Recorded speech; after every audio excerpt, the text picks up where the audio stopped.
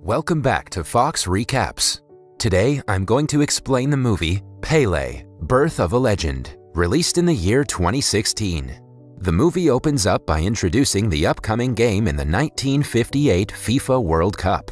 The match is between Brazil and the USSR. A huge crowd can be seen cheering for the game while the commentary is all negative, criticizing Brazil's way of playing football.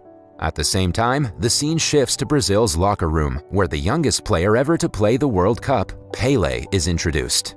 After that, the scene shifts to 8 years earlier, where we can see a group of children polishing shoes and desperate to play football. Because of the harsh living conditions, the children have no proper football to play with. Hence, they steal some clothes from their neighborhood and stuff them into socks to make a football. Soon, the group starts playing with the self-made football, throwing it from roof to roof and not letting it touch the ground. Later, one of the children playing football, Deco, is scolded by his mother for returning home dirty. In the next scene, a group of men, including Deco's father, are listening to a football commentary while sitting at a restaurant. It's the 1950 FIFA World Cup final between Brazil and Uruguay, and everyone is wishing for Brazil to win the game. The children can also be seen on the broken roof of the restaurant trying to get information about the ongoing game. Unfortunately, Brazil loses the game. As a result, Deco's father bursts into tears. Seeing his father cry, Deco promises that he will win the World Cup for his country one day. The next day, Deco's mother takes him to her workplace, which is a huge mansion, to clean the floors. There, she explains to him about how his father ruined his football career after getting an injury, and it's the reason she doesn't want him to play football. As soon as she steps out of the kitchen, a group of rich boys arrive there and start talking about different football players. Deco also tries to join their conversation and takes the name of a local football player, PELE, but mispronounces it as PELE.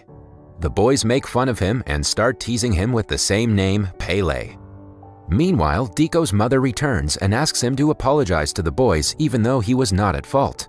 Before leaving, Deco grabs a piece of newspaper brought by the boys mentioning a football tournament. Afterwards, we see Deco and his group approaching the same football tournament and enlisting themselves in. Though they look poor and have no proper football kit, they have amazing football skills to leave behind almost every football team in the tournament. Soon, they reach the finals where they're pitted against the same team of boys who made fun of Deco at his mother's workplace.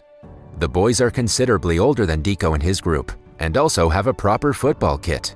The leader of the group makes fun of Deco's group, teasing them by the name of Shoeless Boys, as Deco's team are playing on the tournament without wearing football boots. After hearing the insults, his team decides to acquire boots for the next game at any cost. Later, the group plans to steal peanuts and sell them to get second-hand boots. While in the act, they're noticed by the seller who chases them. However, Deco and his boys manage to sneak out and reach the market. In the next scene, while the group is selling the peanuts to the public, the finalist group of boys reach there and start insulting them again. Deco gets angry at their insults and hits the leader, resulting in a fight between the two groups. At home, Deco's mother confronts him about the bruises, to which he replies that his teacher beat him. Deco's father intervenes and mentions that he will see the teacher the next day. Once the mother is gone, Deco's father takes him to his workplace and on the way tells him that he knows about the fight and also the football match. Instead of being angry, he suggests that Deco keep aside his emotions and reply to the opponents with his skills. Knowing that his father is by his side, Deco becomes happy. The big day finally arrives. Everyone present there is cheering for the rich boys, but they also make fun of Deco by calling him PELE. Deco and his team finally manage football boots, but they appear to be too big for their size. However, they still wear the uncomfortable boots, which makes Deco and his team slow. Taking this as their advantage, the opponent team scores goal after goal and takes the score to 6-0. Deco and his team are hopeless about the situation and are furious with the opponents about their foul playing. Enraged, Deco attempts to attack the opponents but stops after noticing his father among the audience. He then decides to take off the uncomfortable shoes and play the game as they did in their streets. After that, he gets the ball and dodges around the opponents, surprising the crowd with his amazing skills and scoring the first goal. Soon, all of his teammates take off their oversized boots and start playing their way. Right then, the game takes a huge turn and Deco's team starts dominating the game. All of his teammates manage to dribble between the opponents and score goals, pushing the score to 6-5. Unfortunately, Deco and his team lose the game, but the crowd seem to be impressed by their mesmerizing performance. Right then, everyone starts chanting the name Pele. As soon as the game is over, they spot the men from whom they stole the peanuts the other day. The men give them a chase, causing the young boys to run into the forest. One of Pele's friends trips over a branch and falls on the ground. Pele returns to help him and takes him to a small hole in the ground to hide. Suddenly, it starts raining and a landslide occurs. This buries his friend and he ultimately dies. A distraught Pele returns to his home and cries in front of his mother, blaming himself for his friend's death. The following day, Pele's father takes him to his workplace, aiming to distract him from his friend's tragedy. He tries to cheer him up by showing some of his skills as he plays with mangoes. Pele ignores him for some days, but later starts joining him and practicing with the mangoes. Cut to a few years later, and Pele is now 15 years old. His mother notices him practicing with his father and finally decides to call a football scout named Waldemar de Brito to watch him play. When Pele returns home, he's happy to see Waldemar inside his home waiting for him. Waldemar suggests Pele participate in the trials of the local football club. In the next scene, Pele is training for professional football with the Santos football team. He starts out poorly and finds it difficult to adapt to the traditional technique of playing football. Discouraged with the way he plays, Pele decides to return back to his home. While he's at the train station, Waldemar meets him and asks him about the reason for his return. Pele replies that he feels like his way of playing football is not accepted in the academy, and the coach does not like him. Waldemar explains that his way of playing football is considered as the Jenga style, which was used in the era of slavery. He mentions that he plays best in the same style, but adds that the style was blamed for Brazil's World Cup loss in 1950. At last, he suggests Pele to either stay and prove to the world about his talent or return home as a coward. After Waldemar leaves, Pele thinks for a while and decides to stay. The next day, while playing a match, Pele makes some bad calls and upsets himself and his coach. Suddenly, he remembers him and his father training with the mangoes and notices Waldemar cheering for him. He then decides to play like the way he knows.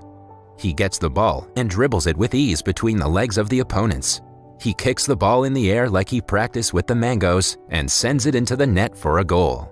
The coach is shocked by the way Pele scored the goal and asks him to do it again. Pele scores again, surprising all the spectators with his old technique of playing football. He continues to do it with other teams and starts making a name for himself despite being the youngest player in the team.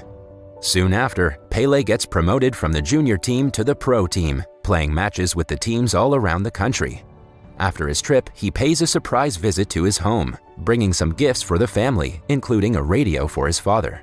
They decide to listen to the announcement of Brazil's national squad for the 1958 World Cup. Pele has no hope that he can be selected for the national team, as he is too young. Despite this, they listen to the announcement, and to their surprise, Pele gets selected in the team. During Pele's departure with the national team, his father tells him to believe in himself and his way of playing football. Pele leaves and later meets with his teammates, who seem to be friendly. However, the reporters present there make fun of Brazil's way of playing Jenga-style football at international level. After that, the national team coach calls Pele for a meeting and warns him against playing the Jenga style of football. The next day, Pele tries to play the traditional European way, like the coach suggested, but finds it difficult. He then decides to try his own way, but gets tripped and injures his knee in the process. The team doctor examines him and sadly confirms that the injury may rule him out of the World Cup. At night, Pele calls his mother and informs her about his injury. His mother is shocked to hear it, but still encourages him to have faith and take care of himself. The World Cup starts and the Brazilian team manages to win a couple of starting games. As the games are too brutal and competitive, several players from the team get injured. Left with no other alternative, an injured Pele is asked to play for his country. Nervous, Pele makes a couple of excuses, but his coach forces him to play. In the next scene, Pele, along with his team, gets onto the field, with his coach reminding him to stick to the plan and play the traditional way of football. During the game, Pele plays as his coach suggested, and the Brazilian team manages to win the game. The next game is against France, and it's the semi-final. The Brazilian team is behind France with 1-0 on the board after the first half.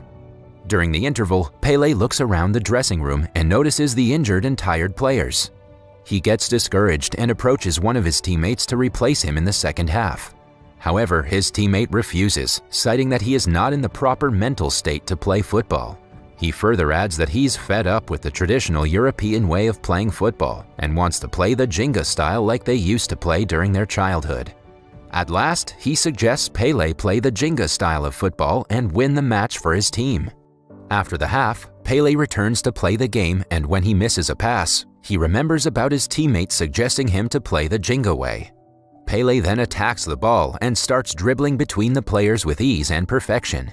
Everyone is shocked looking at Pelé bouncing the ball over the players to score a majestic goal for his team.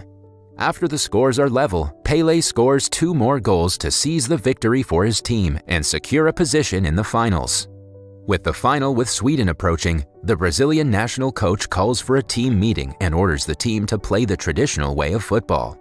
He tries to teach them some clever tactics and also suggests them to mimic the Swedish players' formation in the game.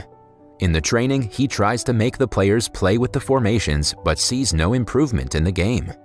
During the press conference between the two teams, the Swedish team coach makes fun of Brazil's way of playing. He further adds that if Brazil continues to play the same style, they will lose the finals as they did in 1950. Frustrated with the opponent coach demoralizing the national team, Brazil's coach storms off from the conference. At night, Pelé calls his father and reveals about the dire situation of the team. Hearing this, his father suggests him to unite the team like he used to do during his childhood. The next day, thinking of uniting the team, Pelé challenges the players to take the ball from the hotel to the nearest lighthouse. At first, all the players refuse, but soon they agree to join. They start kicking the football around without letting it touch the ground. Upon seeing this, the coach also realizes what he's teaching is wrong to the team. Shortly after, he confronts the team and admits his mistake for teaching them the formations and other traditional style of football. He suggests the team to play the Jenga style in the finals and show the world the Brazilian way of playing football. He further encourages his team to enjoy the game and to put out an amazing game against Sweden in the finals. It's the day of the finals and both teams are ready to face each other. The whistle blows and the Swedish team scores within 4 minutes of the play. All the Brazilian supporters are in shock with the Swedish players whirling around Pelé, stopping him from getting the ball. But soon, the Brazilian players compose themselves and Pelé assists to score the first goal for the team. One after another, the Brazilian team scores, and so does Pelé. Soon the final whistle blows, and the game ends with a scoreline of 5-2. Brazil wins the World Cup for the first time in history. All of Pelé's teammates storm into the ground and lift Pelé on their shoulders.